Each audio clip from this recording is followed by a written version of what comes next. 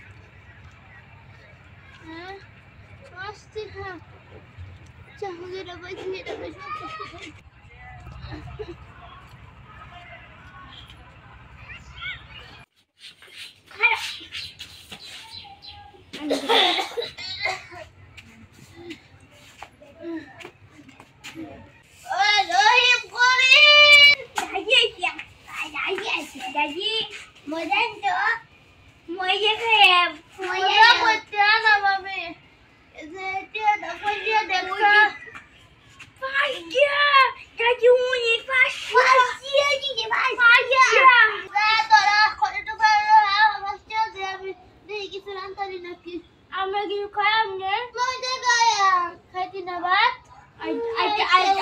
আচ্ছা এ তুই দি এগুলি বই বাই বাই যে কোটি দি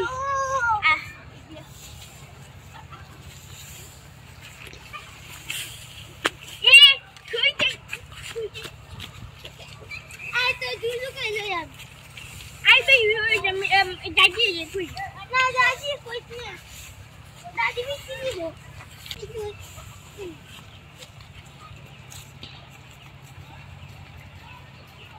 Daddy, koi lo Daddy. Abai. I'm going to I'm going to get you to Moya in the day. I'm going to put you in here.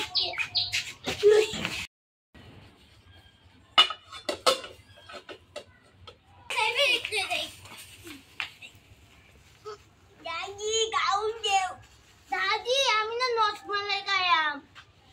You're like I am. Not like I am. I put the depth. I'm almost start over him because I'm not like I am. I was like you. Like I am. Yeah, Daddy, I'm not like I am. Yeah, I'm going to my leg. I'm not like I am. I never got them now. That's so I feel that I'm going to get it up. Allah, what would I know?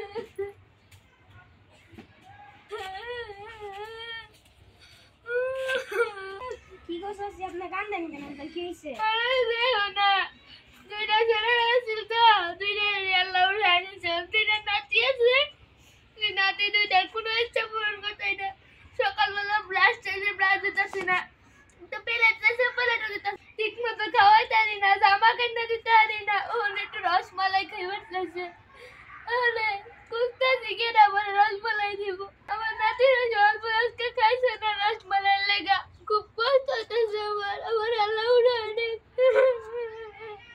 কান্দন না বসি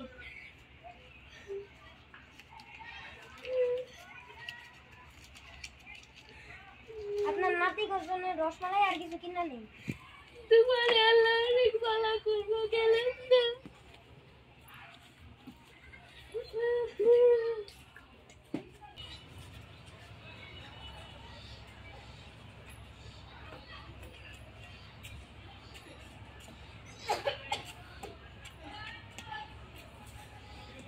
ছেলেটা অনেক ভালো নাতিনের লেগে রসমালাই কিনবা নিনা দিছে রহিম করিম কইরা তোরা দেখা তাহলে কি আনছে কি হইতে যাইনি কাইয়ে কি নোট মাই নোট গাঞ্জা দরে টিয়া দিতে তো তো খাই আমি দিলে মজা খাই কি একটু বসে 200 টাকা দিছে তুই 100 আর রসমালাই দুজন ভাগ করে রাখা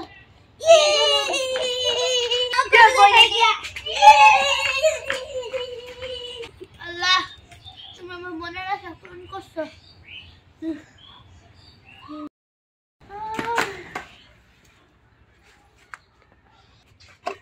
আমি এইখানে খেয়ে দাদি দেখি দাদা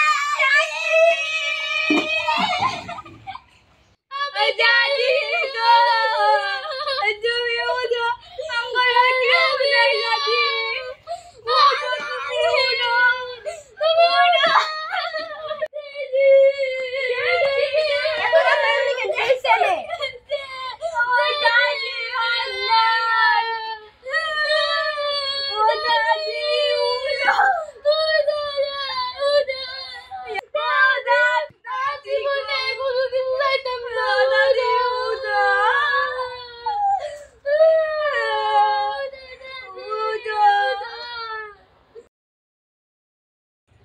ছোট ভাই লাড়ি দা কত খেলতো, এটা ছাড়া থাকতোই না। আর এখন এটা নাই বেড়ে গেছে। কতদিন পরে এই পুরান বেঁচেছি, বড় ভাই লাগে দেখাও না, বড় ভাইদের কই? বড় ভাই তুমি কবে আইলা? আরে ভাই তুই কেমন আছো? ভাইয়া ভাইয়া কেমন আছিস তুই? অনেক ভালো। তুমি এই পুরান বেঁচে কেন এখন? আমি তো দাদির কথা খুব মনে করতেছিল, গাইছো তুই এটা কি বলাস? আমারও অনেক মনে করতেছিল, আগে যদি জানতাম তাহলে আর দাদির জীবন এত চাপতাম। ঠিকই কইছো, তখন আমার প্রতিশ্রুতি ছিল যে আমার দাদি বেঁচে থাকতো, তাহলে এখন কতই না সুখী থাকতো। আমরা জীবনে ভাবলাম না যে আমরা এত বড় প্রতিষ্ঠিত হইলাম, কিন্তু আল্লাহ আজকে আমার কোন ঠিকই কইছো ভাই, দাদির কথা কি যে মনে পড়ে। ঠিক কইছো ভাই।